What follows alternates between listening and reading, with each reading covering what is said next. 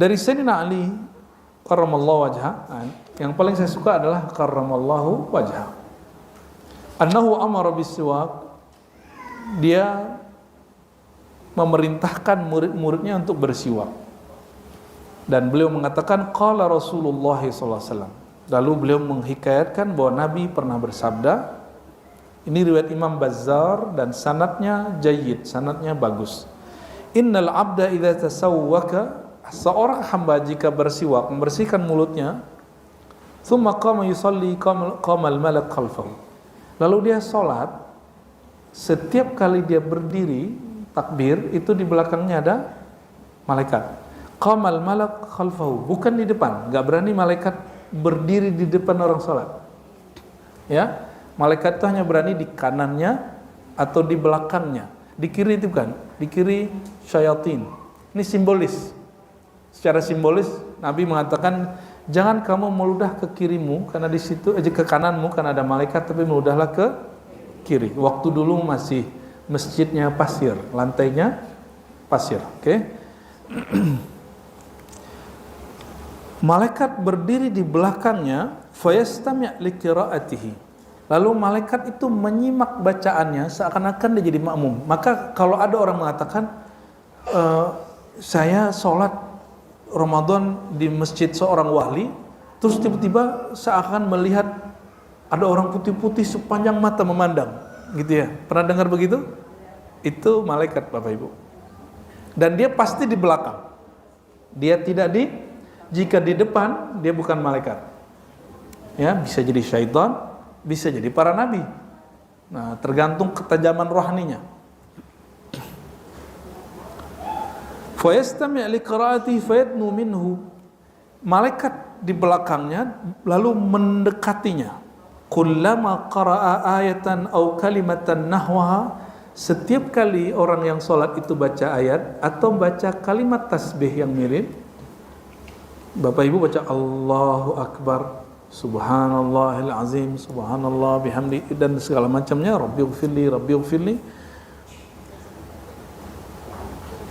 hatta yad'afa, mereka akan mendekat terus, mendekat hatta yad'afahu ala fi, sehingga dia kemudian di mulutnya ditaruh, mereka membuka mulutnya untuk mendapatkan suara atau getaran suara dari yang baca.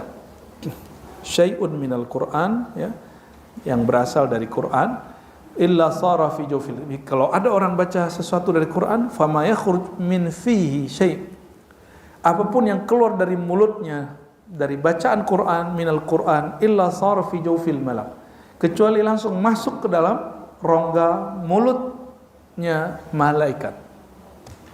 Sakti nggak tuh? Jadi orang paling sakti itu ahlul Quran, ahli zikir, karena semua bacaan dia langsung ditangkap oleh malaikat. Oleh karenanya orang ahlul Quran, ahli zikir ini dia nggak ada urusan dengan penghujat, apalagi netizen. Bagi dia cukup bacaan dia ditangkap oleh malaikat, itu sudah cukup. Adapun hujatan orang bagi dia biasa aja. Itu baru baca Quran. Apalagi kalau orang memahami isi Al-Quran, itu lebih harum lagi. Fatahhiru afwahakum lil Quran. Oleh karena itu, ini lafaz Sayyidina Ali. Cuma di hadis ini kayak dicampur, pada ini kalimat Sayyidina Ali. Fatahhiru, beliau mengatakan sucikanlah, bersihkanlah mulutmu setiap kali lil Quran, untuk baca Quran. Jadi ternyata ada dalil lagi tambahan, tadi sholat, wudu, sekarang untuk Quran. Kita tambahkan, karena ada kalimat di dalam hadisnya au nahwa, atau yang sejenis dengan Quran, yaitu zikir. Berarti kalau mau zikir, mau datang ke majelis, tadi pagi pasti gosok gigi semua. Ya, tadi ya, sebelum subuh apa sebelum berangkat? Sebelum subuh, ulang lagi dong sebelum berangkat ya. Kali habis sarapan ada sesuatu nempel di giginya. Ya. Hadis ini diriwayatkan Imam Al-Bazzar, ya. Pernah dengar Al-Bazzar? Ya. Al-Bazzar punya kitab juga.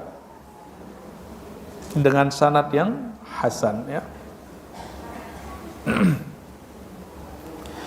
Wa an Jabir, hadis berikut diriwayatkan dari Jabir. Jabir radhiyallahu taala anhu, beliau mengatakan, ini hadis juga sangat unik dan penuh polemik. Rak'atani bis-siwak, 2 rakaat dengan siwak, afdal min 70 rak'atan bighairi siwak. Lebih baik 70 kali lipat daripada salat tanpa siwak. Ini hadis Sayyidina Jabir. Hadis berikut dari Ibnu Abbas dan sama. Apa yang masalah? Hadis pertama, hadisnya dhaif. Hadis dari Ibnu Abbas bahwa salat dengan siwak, dengan membersihkan mulut, lebih afdal 70 kali lipat, hadisnya dhaif. Lalu ada hadis kedua, Ibnu Abbas mengatakan Nabi SAW bersabda, li'an usalli rak'atain bisiwak, aku salat 2 rakaat dengan siwak, lebih aku sukai min an usalliya, daripada aku salat 70 rakaat, 70 rakaat tanpa siwak. Tapi hadis ini juga tidak sampai derajat hasan dan sahih. Namun apa yang bikin saya kaget? Imam ini gurunya Imam Nawawi, dan dia mengatakan rawahu ma Abu Nuaim fi kitab siwak bi isnadaini hasanain. Imam Abu Nuaim punya kitab judulnya Hilyatul Auliya, ada 9 jilid. Alhamdulillah saya pernah menghatamkannya. Dalam kitab itu kata beliau, imam ini meriwayatkan dengan 2 sanad yang hasan. Penelitian Ar-Razi, hadisnya dhaif, tapi Imam Dimyati yang derajatnya jauh di atas saya, derajatnya Al-Hafiz, yang punya otoritas mendhaifkan dan mensahihkan hadis, hanya orang berlaqab, punya reputasi sebagai Al-Hafiz. Kira-kira kalau Ar-Razi bilang dhaif, Imam Dimyati bilang hasan, Bapak ikut mana? Dimyati apa Ar-Razi? Ar-Razi cuma doktor doang. Kalau dia Al-Hafiz. Al-Hafiz itu lebih canggih dari ChatGPT, AI, ataupun Google. Bapak Ibu kalau input satu kalimat di ChatGPT, AI, itu muncul yang kita nggak cari. Di Google apalagi. ChatGPT agak lebih oke. AI Gemini segala macam itu yang muncul di handphone kita otomatis, dia muncul agak sedikit lebih mengerucut.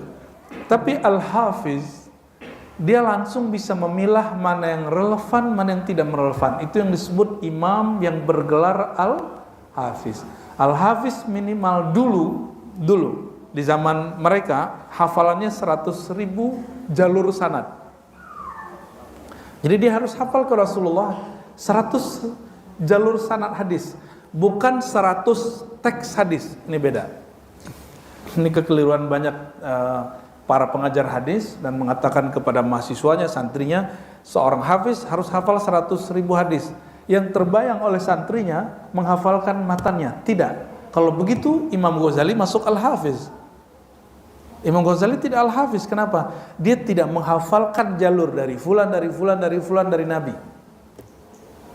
Itu namanya sanad. Itu tidak dihafal oleh Imam Ghazali. Tapi Imam Ghazali hafal puluhan ribu, bahkan mungkin sampai 100-an ribu teks hadis. Tapi dia tidak disebut hafiz. Orang yang ngejek dan menghina Imam Ghazali hari ini, 42 hadis pun sulit hafal. Cuma karena belajar ilmu takhrij, meneliti hadis, lalu berani menghina Imam Ghazali karena kitab Ihya ada hadis dhaifnya. Ya. Hadis dhaif tidak dapat dihindari dari semua kitab hadis.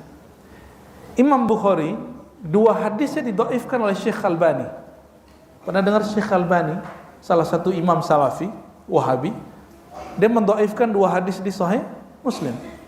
Saya tidak pernah mendhaifkan hadis Sahih Bukhari Muslim, tapi kita secara ilmu hadis mengkritisi pemaknaan di dalam hadis Sahih Bukhari, itu boleh. Itu boleh Bapak Ibu, ya.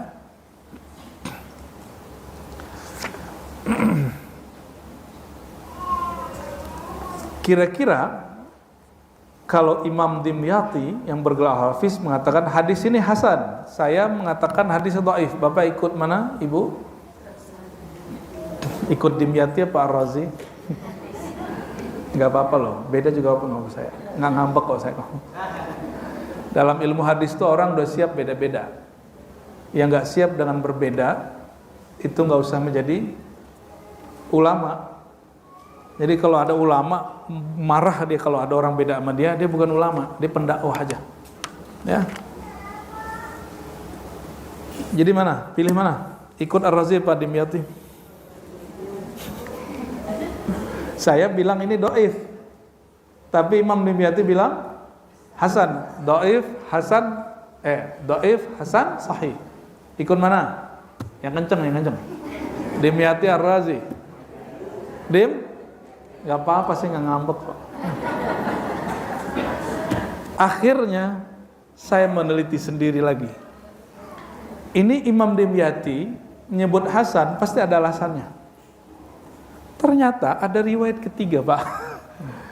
Riwayat ketiga dari Sayyidah Aisyah. Hadis hampir sama.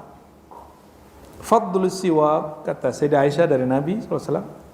Alas salam, keutamaan siwak dengan solat, keutamaan solat dengan siwak, dengan solat tanpa siwak, sab'ina di'fan, 70 derajat. Kata beliau, hadis ini diriwayatkan Imam Ahmad, Abu Ya'la, Ibnu Huzaimah, Al-Hakim, dan Hakim mengatakan sahih ala syarti Muslim. Sahih sesuai kriteria Imam Muslim. Sebentar ya, agak serius ya. Coba, imam ini dulu hidup tidak ada Google, tidak ada ChatGPT, tidak ada AI, tidak ada YouTube, dan dia bisa mendetek riwayat ini riwayat fulan. Itu yang disebut al-hafiz. Dia tahu semua jalur itu. Dari 3 riwayat ini, riwayat ketiga inilah yang menolong. Riwayat Imam Abu Nuaim, Imam Ahmad, Abu Ya'la, Ibnu Huzaimah, Al-Hakim kepada Sayyidah Aisyah. Itu Abu Nuaim meriwayatkan jalur Imam Al-Humaidi, jadi Imam Talhi, Humaidi terus sampai kepada Aisyah, dan di situ tidak ada rawi yang informannya bermasalah. Artinya tidak ada potensi hoax. Hadis dhaif palsu itu disebut hadis sumbernya hoax. Jadi asiknya belajar hadis itu Bapak Ibu sama dengan asiknya mempelajari satu berita hoax atau tidak. Ya. Jadi tugas itu sekarang oleh lembaga pakar hoax itu mirip kayak hadis. Nanti dicari sumbernya. Berdasarkan itu, jangankan 70 derajat, kalau disebutkan di hadis as-siwaku matharatun lil fammi wa mardatun lir rabbi, siwak itu menyucikan mulut dan membuat Allah ridha Allah lebih afdal dari 70 derajat atau kalipat salat. Oleh karena itu, indil faqir, bagi saya al-faqir, ridha Allah lebih tinggi dari 70 kali lipat salat tanpa bersiwak.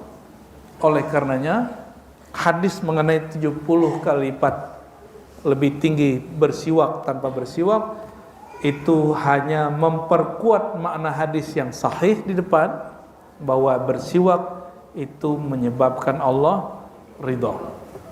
Jadi lebih kuat yang itu. Maka kita kalau ada hadis yang dhaif, kalau dia berkesusuan dengan hadis yang sahih, dia bisa naik tingkat. Gitu ya. Selamat pusing. Gak apa-apa sesekali kita bikin Bapak Ibu pusing ya.